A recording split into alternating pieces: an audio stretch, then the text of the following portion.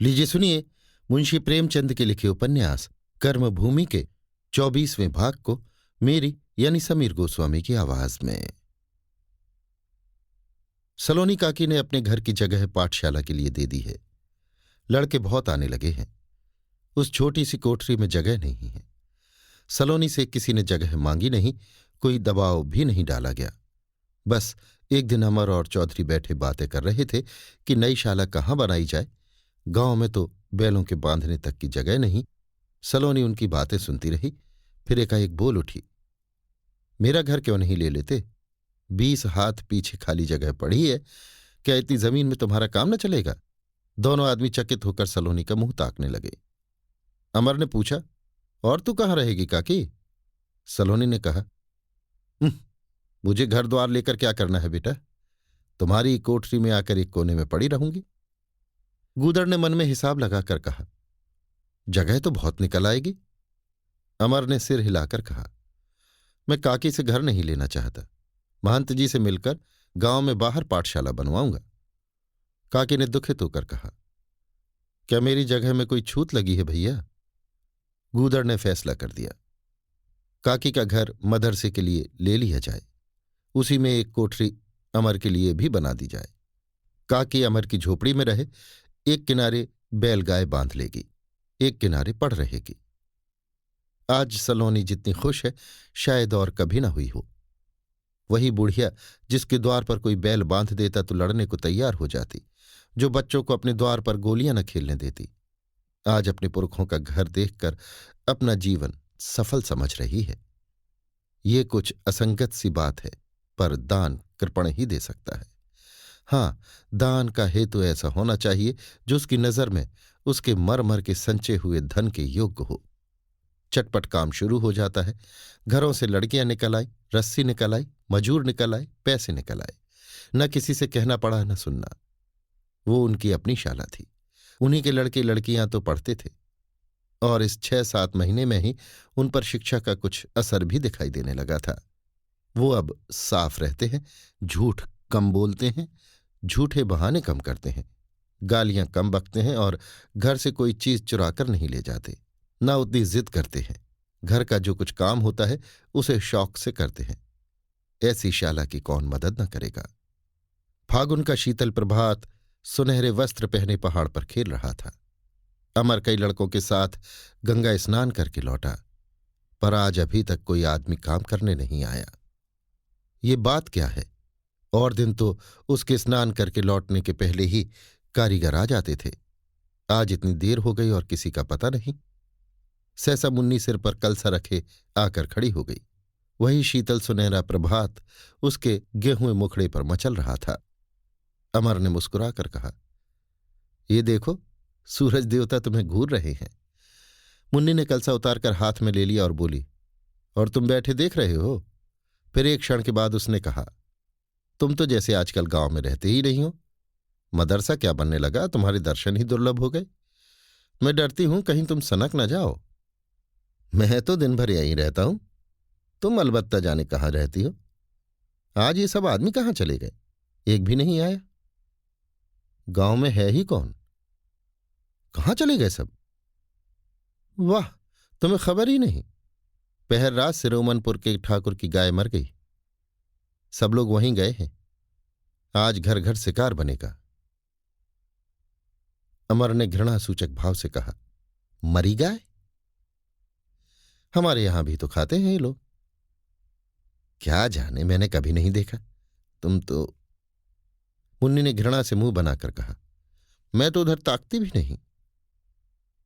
समझाती नहीं इन लोगों को? समझाने से माने जाते हैं, और मेरे समझाने से। अमरकांत की वंशगत वैष्णव वृत्ति इस घृणित पिशाच कर्म से जैसे मतलाने लगी। सचमुच मतली हो आई। उसने छूत छात और भेदभाव को मन से निकाल डाला था, पर अखाद्य से वो पुरानी घृणा बनी हुई थी, और वो 10-11 महीने से इन्हीं मुर्दाखोरों के घर भोजन कर रहा है। आज मैं खाना नहीं खाऊंगा मुन्नी, मैं तुम्हारा भोजन अलग पका दूंगी। नहीं मुन्नी, जिस घर में वो चीज पकेगी उस घर में मुझसे न खाया जाएगा। सहसा शोर सुनकर अमर ने आंखें उठाई तो देखा कि 15-20 आदमी बांस की बल्लियों पर उस मृतक गाय को लादे चले आ रहे हैं। सामने कई लड़के उछलते कूदते तालियां बजाते चले आते थे। कितना वीभत्स दृश्य था। अमर वहां खड़ा न रह सका, गंगा तट की ओर भागा। मुन्नी ने कहा, तो भाग जाने से क्या होगा? अगर बुरा लगता है तो जाकर समझाओ। मेरी बात कौन सुनेगा मुन्नी? तुम्हारी बात ना सुनेंगे तो और किसकी सुनेंगे लाला? और जो किसी ने ना माना? और जो मान गए? आओ कुछ कुछ बदलो। अच्छा क्या बदती हो? मान जाए तो मुझे एक साड़ी अच्छी सी ला देना। और ना माना तो तुम मुझे क्या दोगी? एक कौड़ी। इतनी देर में वो लोग और समीप आ गए। चौधरी सेनापति की भांति आगे आगे लपके चले आते थे। मुन्नी ने आगे बढ़कर कहा, ला तो रहे हो, लेकिन लाला भागे जा रहे हैं। गूदड़ ने कुतूहल से पूछा, क्यों, क्या हुआ है? यही गाय की बात है। कहते हैं मैं तुम लोगों के हाथ का पानी न पीऊंगा। पयाग ने अकड़ कर कहा, बकने दो, ना पिएंगे हमारे हाथ का पानी तो हम छोटे ना हो जाएंगे। काशी बोला, आज बहुत दिन के बाद तो शिकार मिला, उसमें भी ये बाधा? गूदड़ ने समझौते के भाव से कहा, आखिर कहते क्या हैं? मुन्नी झुंझलाकर बोली, अब उन्हीं से जाकर पूछो। जो चीज और किसी ऊंची जात वाले नहीं खाते उसे हम क्यों खाएं? इसी से तो लोग नीच समझते हैं। पयाग ने आवेश में कहा, तो हम कौन किसी बामन ठाकुर के घर बेटी ब्याहने जाते हैं?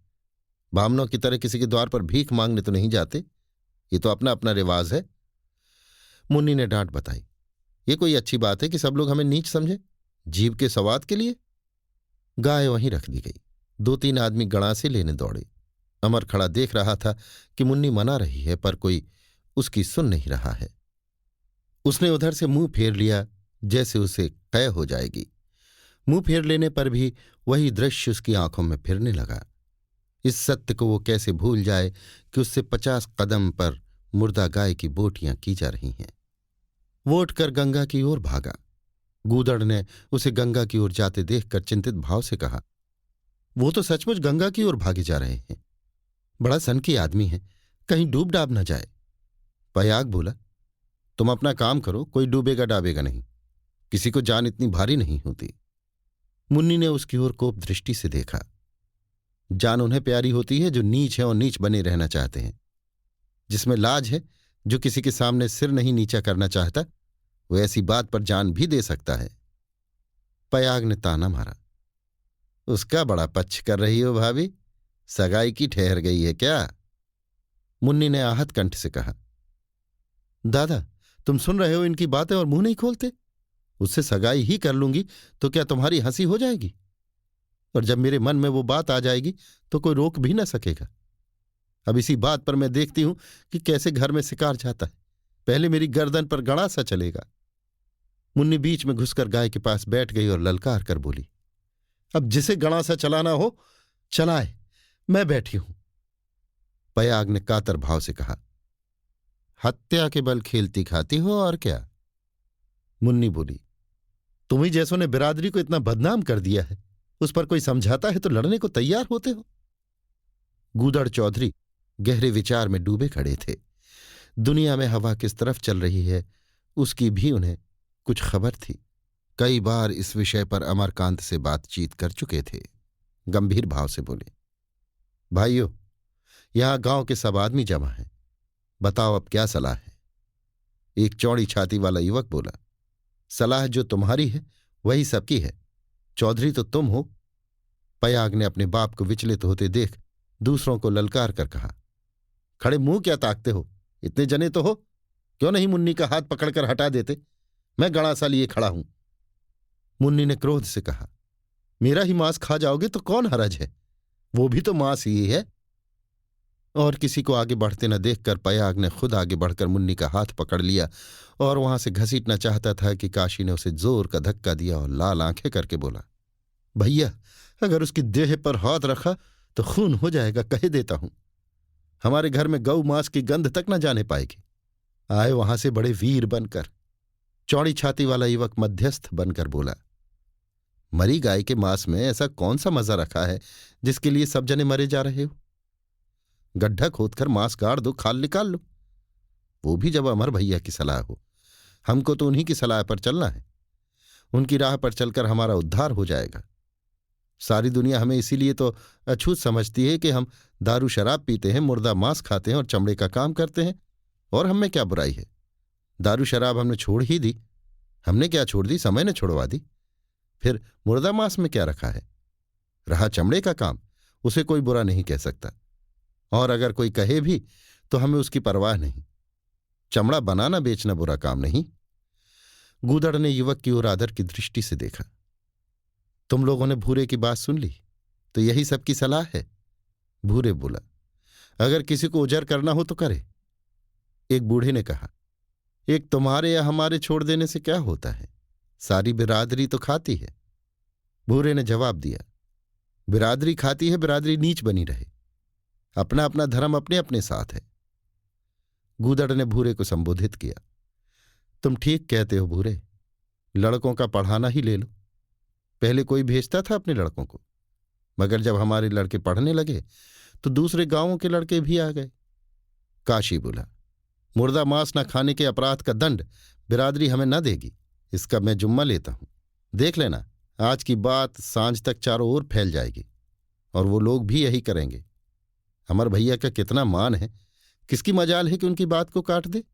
पयाग ने देखा अब दाल न गलेगी तो सबको धिक्कार कर बोला, अब मेहरियों का राज है, मेहरियां जो कुछ करें वो थोड़ा।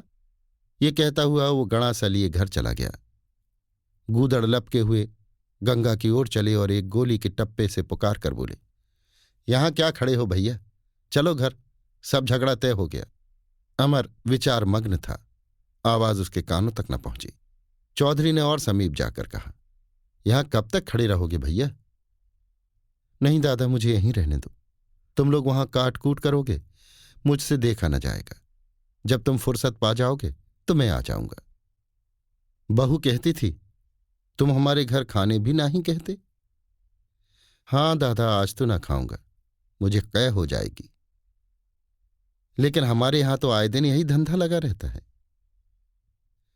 2-4 दिन के बाद मेरी भी आदत पड़ जाएगी। तुम हमें मन में राक्षस समझ रहे होगे।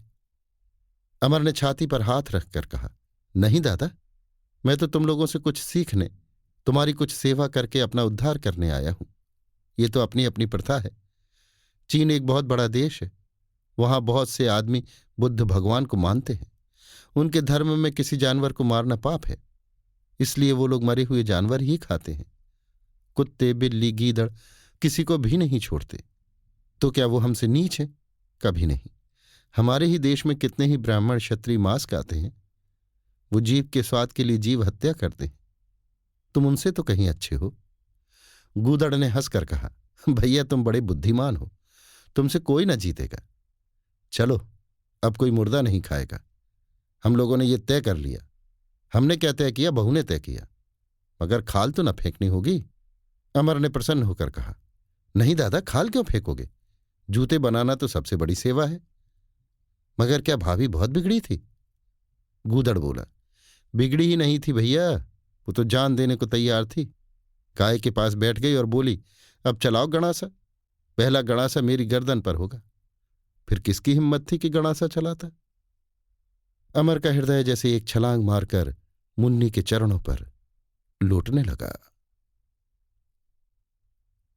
अभी आप सुन रहे थे मुंशी प्रेमचंद के लिखे उपन्यास कर्मभूमि के 24वें भाग को मेरी यानी समीर गोस्वामी की आवाज में।